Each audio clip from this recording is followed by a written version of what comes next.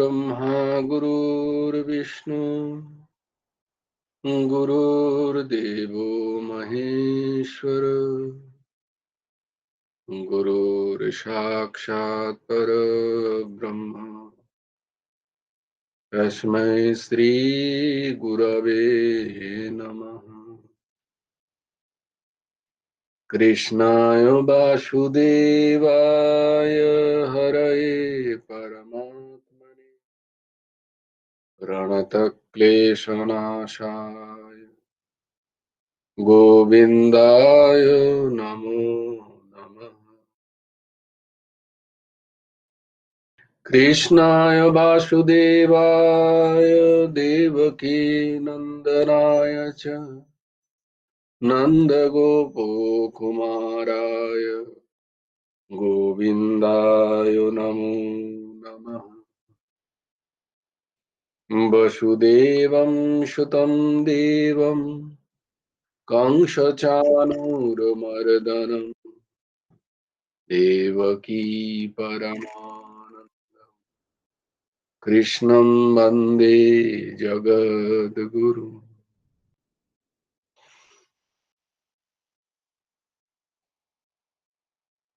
আমরা যে শ্লোকগুলো করছিলাম সেগুলো করিনি? কন্যা কুসুম মা বলবি না আমি বলবো? দুদিন পর। দুদিন পর? আচ্ছা, না না বলে দিচ্ছি তাহলে ঝঞ্ঝাট মেটানোর মতো নয়। ঠিক আছে, ঝঞ্ঝাট মেটানো বলে দিচ্ছি একদিন। ওইরকম বলো বলো, আমি আছি তো, বলো। ও আচ্ছা, হ্যাঁ, শরীর খারাপ না? ঠিক আছে, তাহলে আমি বলছি। ধর্মক্ষেত্রে কুরুক্ষেত্রে সমবেতাयुयुत्सव मामकाः पाण्डवश्चैव किम् अकुर्वत सञ्जय। यत्र योगेश्वरः कृष्णो यत्र पार्थो धनुर्धरः तत्र श्रीर्विजयो तीर्ध्रुवः नीतिर्मतिर्मम। यदा यदा हि धर्मस्य ग्लानिर्भवति भारत अभ्युत्थानमधर्मस्य तदात्मानं सृजाम्यहम्। परित्राणाय साधूनां विनाशाय च दुष्कृताम् धर्म संस्थापनार्थाय संभवामि युगे युगे। कर्मण्येवाधिकारस्ते मा फलेषु कदाचन मा कर्मफलहेतुर्भूमा ते सङ्गस्तु कर्मणि। योगस्थः कुरु कर्माणि सङ्गं त्यक्ता धनञ्जय सिद्ध्या सिद्धौ समो भूत्वा समत्वं योग उच्यते। विहाय कामान्यः सर्वान् पुमांश्चरति निःस्पृहः निर्ममो निरहङ्कार स शान्तिम् अधिगच्छति। तमेव शरणं गच्छ सर्वभावेन भारत तत्प्रसादात् परां शान्तिं स्थानं प्राप्स्यसि शाश्वतम्। तद्विद्धि प्रणिपातेन परिप्रश्नेन सेवया उपदेक्ष्यन्ति ते ज्ञानं ज्ञानिनः तत्त्वदर्शिनः। श्रद्धावान् लभते ज्ञानं तत्परः संयतेन्द्रिय ज्ञानं लब्धा परां शान्तिम् अचिरेणाधिगच्छति। कर्पणदोषोऽपहतो स्वभावः पृच्छामि त्वां धर्मसम्मूढचेताः यश्रेयः सन्निश्चितं ब्रूहि तन्मे शिष्यस्तेऽहं शाधि मां त्वां प्रपन्नम्। सर्वधर्मान् परित्यज्य मामेकं शरणं व्रज अहं त्वां सर्वपापेभ्यो मोक्षयिष्यामि मा शुचः। चञ्चलं हि मनः कृष्ण प्रमाथि बलवदृढम् तस्याहं निग्रहं मन्ये वायुरिवोषु दुष्करम्। असंशयं महाबाहो मनो दुर्निग्रहं चलम् अभ्यासेन तु कौन्तेय वैराग्येण च गृह्यते पत्रं पुष्पं फलं तोयं यो मे भक्ता प्रयच्छति तदहं भक्तप्रहितम् अश्नामि प्रयतात्मनः यत्करोषि यदस्नासि यज्जुहोषि ददासि यत्तपस्यासि कौन्तेय तत्कुरुष्व मदर्पणम्। তাহলে আজকে আমরা করব শ্রীমদ্ ভগবদ গীতার দশম অধ্যায়ের 40 নম্বর শ্লোক। আমার সাথে সাথে তোমরা উচ্চারণ করো। নান্তস্তি মম দিব্যানাম বিভূতিনাম পরন্তপ নান্তস্তি মম দিব্যানাম বিভূতিনাম পরন্তপ एष तु द्वेषतः प्रोक्तो विभूतिर्विस्तरो मया एष तु द्वेषतः प्रोक्तो विभूतिर्विस्तरो मया नान्तोऽस्ति मम दिव्यानां विभूतीनां परन्तप एष तु द्वेषतः प्रोक्तो विभूतिर्विस्तरो मया। পরন্তপ, হে পরন্তপ, মম আমার, দিব্যানাম বিভূতি নাম দিব্য বিভূতি সমূহের ন অন্তঃ অস্তি কোনো অন্ত নেই, ময়া আমি, বিভূতে বিভূতির যে বিস্তারঃ বিস্তারের, প্রোক্তঃ কথা বলছি, এষা তু তা তো উদ্দেশ্যতঃ সংক্ষেপেই বলেছি। হে পরন্তপ, আমার দিব্য বিভূতি সমূহের কোনো অন্ত নেই। আমি তোমাকে আমার যা কিছু বিভূতির বিস্তার বর্ণনা করেছি তা তো শুধু বিভূতিগুলোর সংক্ষেপে অর্থাৎ নামমাত্র বলা। তো ভগবান বলছেন যে মম দিব্যানাম বিভূতি নাম, ভগবান এখানে তার বিভূতিগুলো দিব্য রূপে বর্ণনা করছেন যে আমার সমস্ত যে বিভূতি আমি তোমাকে বললাম সেগুলো অতি দিব্য, এগুলো অলৌকিক, তার মধ্যে বিলক্ষণ আছে, তার মধ্যে একটা বিলক্ষণতা আছে। এর উদ্দেশ্য বারবার এটাই বলা যে এই সমস্ত বিভূতির যখন আমাদের ধ্যান যাবে তখন ভগবানেরই দিব্যতা, অলৌকিকতা, বিলক্ষণতার কথা যেন আমাদের মনে পড়ে এবং তার প্রতি আমাদের শ্রদ্ধার উদ্রেক হয় এবং তাকে স্মরণ হয়। কারণ ভগবানের ন্যায় দিব্য আর কেউই নেই, যদ্যপি দেবতাদেরও দিব্য বলে অভিহিত করা হয়। নিত্যম দর্শনাকাঙ্ক্ষিনাম, এইভাবে দেবতাদেরও তাদের দিব্যতার কথা বলা হয়, স্বীকার করা হয়, কিন্তু দেবতারাও যার দিব্যতার কথা স্মরণ করেন সেই ভগবানের দিব্যতা তাদের থেকেও অনেক উচ্চ স্তরে।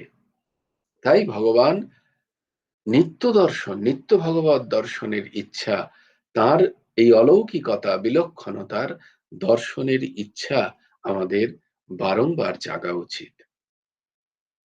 কারণ দিব্যাতি দিব্য, দিব্য থেকে অতি দিব্য ভগবানই। তাই ভগবানের যত বিভূতি আছে তত্ত্ব তো সেগুলো দিব্যই।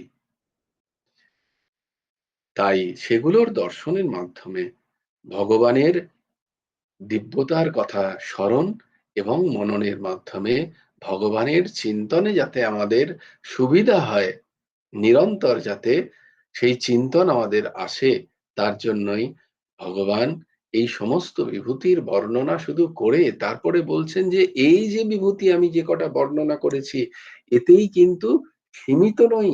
আমার বিভূতি এতেই সীমিত নয়। আমার বিভূতি অনন্ত, নান্ত অস্তি, না অন্ত। ভগবানের দিব্য বিভূতির গুলোর কোনো অন্ত নেই, অনন্ত বিভূতি সকল।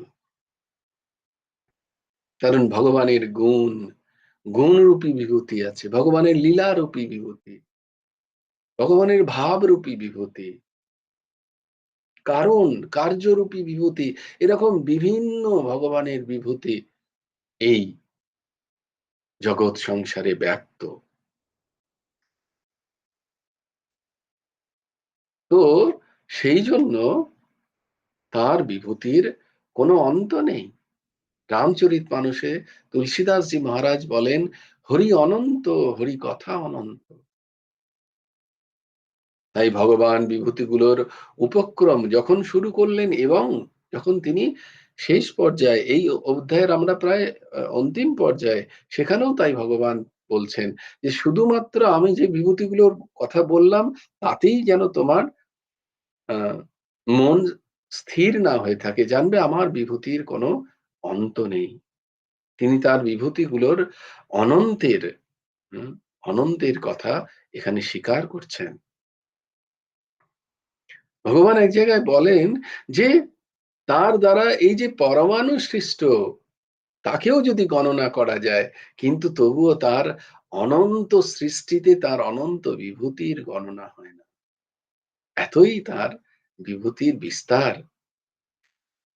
কারণ এক জায়গায় অর্জুন জিজ্ঞেস করছেন ভগবানকে যে আপনার বিভূতিকে বিস্তার রূপে বর্ণনা করুন। তো বললেন, ভগবান বললেন সেই বিস্তার রূপে বর্ণনা করা সম্ভব নয়। তাই তোমাকে আমি কিছু কিছু বলে দিচ্ছি। শুরুতে তিনি উপসংহারে বলছেন, এই যখন তিনি উপক্রমে বলছেন শুরুতেই যে আমার বিভূতির কোনো অন্ত নেই। ভগবান অনন্ত, অসীম, অগাধ। হুম, কারণ সীমা যখন করা হয়, সীমা হয় কাল দ্বারা, সময় দ্বারা সীমিত করা যায় কাউকে, দেশ দ্বারা সীমিত করা যায় কাউকে, কারোর গভীরতা ব্যাপ্তি দ্বারা সীমিত করা যায়। তাই ভগবান অনন্ত। অনন্ত মানে তাকে কাল দিয়ে সীমিত করা যায় না। তিনি অসীম। তিনি কোনো সীমা দ্বারা, কোনো দেশ কাল, দেশ দ্বারা, কোনো জায়গা দ্বারা, ক্ষুদ্র সীমা দ্বারা তিনি তিনি আবদ্ধ নন, পরিচ্ছিন্ন নন। আবার তিনি অগাধ। তার তল পাওয়াও মুশকিল। এতই গভীরতা ভগবত তত্ত্বে। গাদ মানে হলো তল, অগাধ মানে হচ্ছে যার কোনো তল নেই, তলের কোনো হদিশ পাওয়া যায় না, অতল। এইরম এষত উদ্দেশ্যত প্রক্ত বিভূতির বিস্তর মায়া। তাই যখন তিনি বলছেন আপনার বিভূতিগুলো আমাকে বিস্তার রূপে বর্ণনা করুন, তার উত্তরে ভগবান বিভূতির কোনো বিস্তারের অন্ত নেই বলে এখানে তিনি যেন উপসংহার করছেন যে আমি বলতেই থাকি তবুও আমার বিভূতির কোনো অন্ত খুঁজে পাওয়া যাবে না অর্জুন। তাই ভগবান বলছেন আমি যে এখানে যে বিভূতির বিস্তার করেছি তা শুধু তোমাদের জন্য, এটা লক্ষ্য করানোর জন্য যে তোমাদের বিশেষ বিশেষ বস্তু যা তোমরা দেখতে পাচ্ছ সেগুলো দেখে যেন আমার চিন্তন হয়। এগুলো নামমাত্র, সংক্ষিপ্ত অতই, কারণ আমার বিভূতির কোনো অন্ত নেই। আজকেই এমন যেমন হলো, এই বিভূতি দেখো কি সুন্দর। আজকে একজনের সাথে কথা বলতে গিয়ে তিনি বলছিলেন তার বাড়িতেও ওরকম অশ্বত্থ গাছ হয়েছে। তো তিনি বলছিলেন, জানো তো অশ্বত্থ গাছকে নারায়ণ বলা হয়। বললাম বাহ! আমার তো আমি তাকে আর বললাম না যে আমাদের তো বিভূতি যোগই চলছে। তো দেখো অশ্বত্থ গাছ স্বাভাবিকভাবেই তার মধ্যে ভাব আসছে নারায়ণের, নারায়ণ নামটা তো হলো, তার মুখের মধ্যে এলো। অশ্বত্থ গাছ যখনই তার মনে পড়লো, তার মধ্যে যে অশ্বত্থ গাছ কিন্তু সাক্ষাৎ নারায়ণ। দেখো কি সুন্দর অদ্ভুত একটা ভাব। হুম? তো এই যে ভাব, এই যে দৃষ্টিকোণ, হ্যাঁ, অশ্বত্থ অন্য গাছ দেখে তো তার মনে হচ্ছে না। যেহেতু গীতায় ভগবান অশ্বত্থ গাছের বর্ণনা করেছেন, তাই তার মনের মধ্যে হঠাৎ করে নারায়ণের ভাব এলো। সবের মধ্যেও তার ২-৪ বার নারায়ণ নাম হয়ে গেল। কত সুন্দর মুখের মধ্যে জিহ্বা শুদ্ধ হয়ে গেল। এই হচ্ছে ভাব। এই জন্যই, এর জন্যই ভগবান বিভিন্ন জায়গায় তার এই সমস্ত বিভূতির দ্বারা, হুম, এই সমস্ত বিভূতির দ্বারা যাতে আমরা তাঁরই চিন্তন মনন করতে পারি, স্মরণ করতে পারি। তাই এই বিভূতি যোগের উদ্দেশ্য। বস্তুতঃ আমাদের উদ্দেশ্য, মূল উদ্দেশ্য বারবার বলছি যে এই সবকিছুতে ভগবানের অস্তিত্বকে আমাদের উপলব্ধি করাই হচ্ছে আধ্যাত্মিক জগতের মূল আহ, মূল কি বলবো, প্রাপ্তি। হুম? মূল প্রাপ্তি আমাদের কি? না এই জ্ঞান। কারণ গীতায় ভগবান সবকিছুকেই তিনি ব্রহ্মকেও নিজের স্বরূপ বলছেন, দেবতাদেরও নিজের স্বরূপ বলছেন, ইন্দ্রকে নিজের স্বরূপ বলছেন। উত্তম যে গতি, সেই গতিকেও তিনি নিজের স্বরূপ বলেন। ক্ষেত্রজ্ঞ যে, এই ক্ষেত্র, এই যে শরীর ক্ষেত্র এবং তার যে জ্ঞাতা যিনি ক্ষেত্রজ্ঞ, তাকেও তিনি নিজের সাথে তুলনা করছেন। অন্তর্যামী রূপেও তিনি বলছেন আমি, এবং সমস্ত বীজ রূপে তিনি তার নিজেকে বলছেন। তাৎপর্য হলো এই যে সগুণ নির্গুণ, সাকার নিরাকার, মানুষ দেবতা পশু পক্ষী ভূত প্রেত যা কিছু সবই শ্রী ভগবানের অন্তর্গত, ভগবানেরই বিভূতি, তাঁরই ঐশ্বর্য। এই সব বিভূতি অব্যয় এবং অবিনাশী। কারণ তার তার উৎপত্তি এবং তার বিনাশ সেই ভগবানই, তারই একমাত্র আধার। তাই বারংবার এই প্রশ্ন আসতেই পারে, কেউ জিজ্ঞেস করতেই পারে, আমাদের মধ্যেও আসে যে তাহলে ভগবানেরই এই সমস্ত, তুমি বলছো সবকিছুই এই সৃষ্টিতে ভগবানেরই বিভূতি স্বরূপ, তাহলে আলাদা করে আবার এই বিভূতি যোগের কি প্রয়োজন? কেউ জিজ্ঞেস করতে পারে।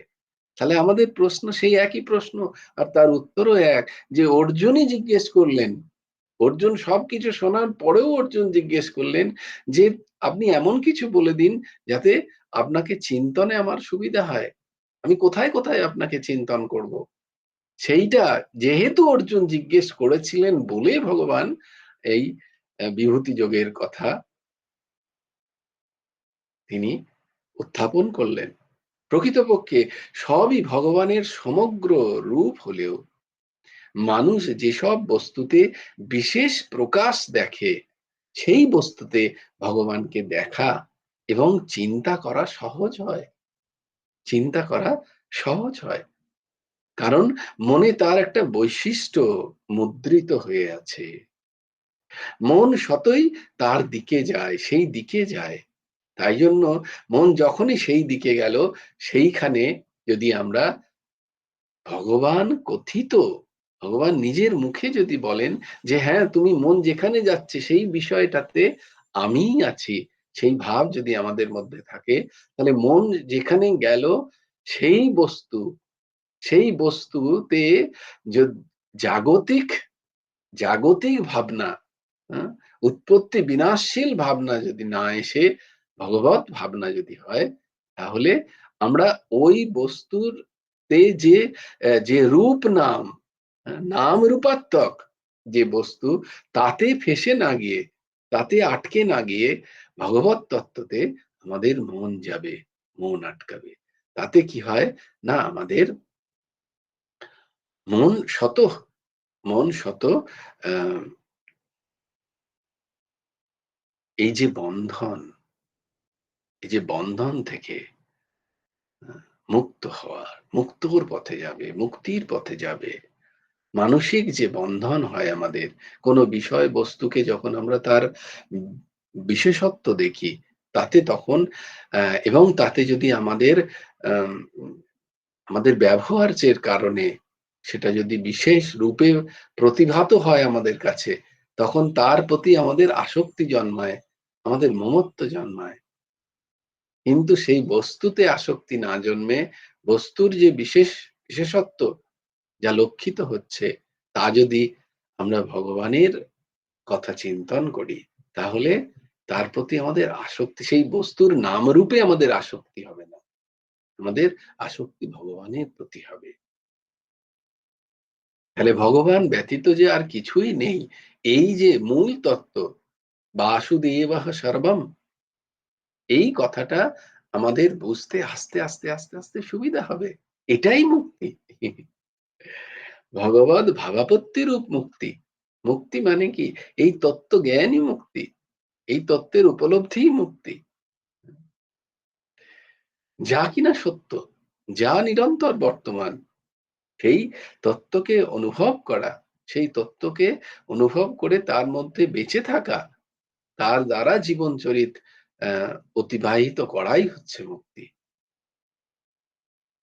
জাগতিক অস্তিত্ব, মহত্ব, এই সমস্ত প্রিয় ভাব আমাদের যখন জাগতিক বস্তুতে যখন দূর হয়ে সেটা ভগবৎ তত্ত্বে যখন স্থির হয়, তখনই বাসুদেবঃ সর্বম, সর্বম খল্বিদম ব্রহ্ম, এই সমস্ত কথাগুলোর অনুভব হয়, তাৎপর্য আমাদের কাছে আহ, পরিষ্কার হয়, তার বর্ণনা আমাদের কাছে আহ, অনুভবের বিষয় হয়ে যায়।